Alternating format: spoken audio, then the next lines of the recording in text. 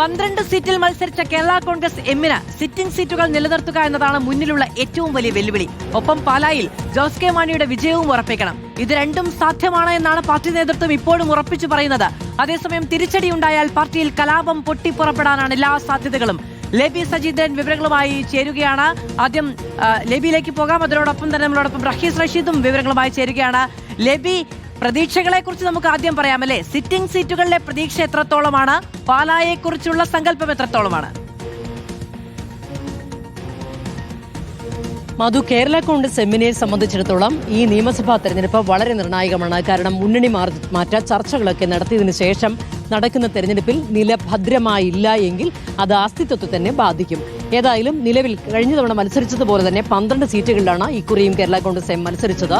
ഇതിൽ കഴിഞ്ഞ തവണ മത്സരിച്ച 5 സീറ്റുകൾ, അതായത് കാഞ്ഞിരപ്പള്ളി, ചങ്ങനാശ്ശേരി, പൂഞ്ഞാർ, റാന്നി, ഇടുക്കി എന്നീ സീറ്റുകളിൽ ഈ സീറ്റുകൾ ഇക്കുറി നിലനിർത്താൻ സാധിക്കുമെന്നും അതിന്റെ കൂടെ പാലാ കൂടി പാർട്ടി ചെയർമാൻ ജോസ് കെ മാണി മത്സരിക്കുന്ന പാലാ കൂടി വിജയിച്ചെടുക്കാൻ സാധിക്കും എന്നുമുള്ള പ്രതീക്ഷയാണ് കേരള കോൺഗ്രസ് എമ്മിന്റെ ക്യാമ്പിലുള്ളത്.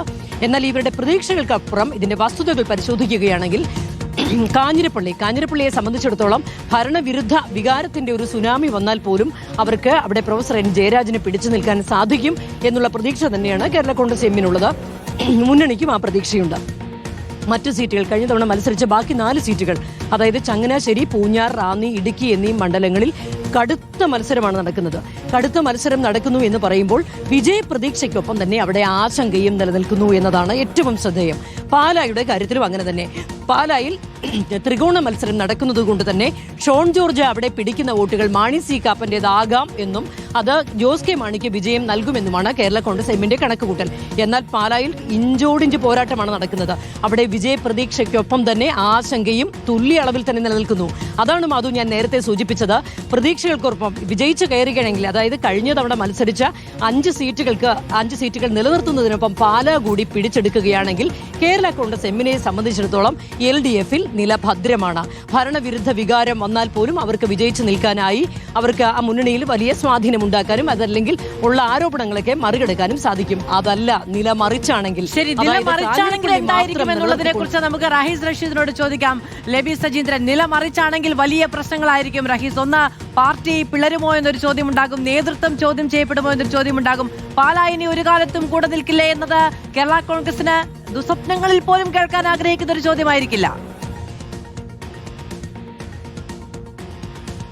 അത് ഉറപ്പായും തെരഞ്ഞെടുപ്പിൽ വലിയ തിരിച്ചടികളാണ് കേരള കോൺഗ്രസ് എമ്മിന് ഉണ്ടാകുന്നതെങ്കിൽ പാർട്ടി പിളരുന്ന ഒരു സാഹചര്യത്തിലേക്കും, പാർട്ടി പിളരൽ എന്ന് പറയുമ്പോൾ അതിനുകൂടി അറ്റാച്ച് ചെയ്ത് പറയേണ്ട ഒരു കാര്യം മുന്നണി മാറ്റമാണ്. പിളരണമെങ്കിൽ ഒരു വിഭാഗം LDF, ഒരു വിഭാഗം UDF-ലേക്ക് പോകേണ്ട ഒരു സാഹചര്യമാണ്. അതിന് 3 സാധ്യതകളാണ് കാണുന്നത്. ഒന്ന്, ജോസ് കെ മാണി പാലയിലും റോഷി അഗസ്റ്റിൻ ഇടുക്കിയിലും തോൽക്കുകയാണെങ്കിൽ പാർട്ടിക്കകത്ത് പിളർപ്പും ഉണ്ടാകില്ല, മുന്നണി മാറ്റവും ഉണ്ടാകില്ല. പാർട്ടി ശോഷിച്ച് LDF-ന് ഒപ്പം തന്നെ നിൽക്കുകയായിരിക്കും ഉണ്ടാവുക.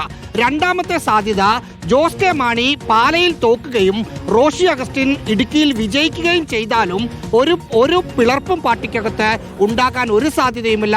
LDF-നൊപ്പം ഉറച്ചു നിൽക്കുകയും ചെയ്യും. മൂന്നാമത്തെ സാധ്യത, റോഷി അഗസ്റ്റിൻ ഇടുക്കിയിൽ തോക്കുകയും പാലയിൽ ജോസ് കെ മാണി വിജയിക്കുകയും ചെയ്താൽ പാർട്ടിക്കകത്ത് ഒരു പിളർപ്പും മുന്നണി മാറ്റവും പ്രതീക്ഷിക്കാം. അതിന് കാരണം കത്തോലിക്ക സഭയാണ് കേരള കോൺഗ്രസ് എമ്മിന്റെ വോട്ട് ബാങ്ക്. ആ സഭയ്ക്ക് UDF-നൊപ്പം കേരള കോൺഗ്രസ് എമ്മിനെ എത്തിക്കണമെന്ന് അതിയായ ആഗ്രഹമുണ്ടായിരുന്നു. മനസ്സുകൊണ്ട് ജോസ് കെ മാണി അതിന് വില്ലിങ്ങുമായി ജോസ് കെ മാണിക്കൊപ്പം ചങ്ങനാശ്ശേരി MLA ജോൺ മൈക്കിളും പൂഞ്ഞാർ MLA സെബാസ്റ്റ്യൻ കുളത്തിങ്കലും ഒപ്പം നിൽക്കുകയും ചെയ്തു. പക്ഷെ CPIM റോഷി അഗസ്റ്റിനെയും പ്രമോദ് നാരായണനെയും ഒരളവോളം പ്രൊഫസർ എൻ ജയരാജനെയും ഒപ്പം പിടിച്ച് ആ ആഗ്രഹത്തിന് തന്നെ പൂട്ടിട്ടു. ഇനി UDF സർക്കാരാണ് അധികാരത്തിൽ വരുന്നതെങ്കിൽ ജോസ് കെ മാണി വിജയിക്കുകയും റോഷി അഗസ്റ്റിൻ തോൽക്കുകയും ചെയ്താൽ സഭ ഇടപെട്ട് UDF-ലേക്ക് കേരള കോൺഗ്രസ് എമ്മിനെ കൊണ്ടുവരാനുള്ള സാധ്യത തള്ളിക്കളയാനാവില്ല. ഇനി UDF ഒരു 100 സീറ്റോടെ അധികാരത്തിൽ വരികയാണെന്ന് വിചാരിക്കുക. അപ്പോഴും കേരള കോൺഗ്രസ് എം ഒപ്പം വരികയാണെങ്കിൽ അവരെ കൂട്ടാൻ ഒരു മടിയും UDF-ന് ഉണ്ടായിരിക്കില്ല. അങ്ങനെയാണെങ്കിൽ അടുത്ത UDF സർക്കാരാണെങ്കിൽ ജോസ് കെ മാണി ഒരു മന്ത്രിപദത്തിൽ കാണുകയും ചെയ്യാം. റഹീസ് റഷീദും ലേബി സജീന്ദ്രനുമാണ് വിവരങ്ങൾ നൽകിയത്.